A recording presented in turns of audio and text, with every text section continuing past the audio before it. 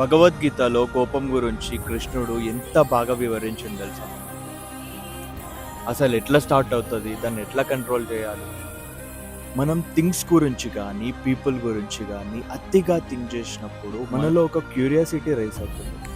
ఆ క్యూరియాసిటీ వల్ల ఆ థింగ్స్ మీద పీపుల్ మీద అటాచ్మెంట్ పెంచుకుంటాం. ఆ క్యూరియాసిటీ అండ్ అటాచ్మెంట్ వల్ల మనలో ఒక కోరిక అనేది జనరేట్ అవుతుంది. ఆ కోరిక తీరనప్పుడు లేదా అది జరగనప్పుడు లేదా ఏదన్నా అడ్డుగా వచ్చినప్పుడు మనలో కోపం ఆర్ క్రోధం పుడుతుంది.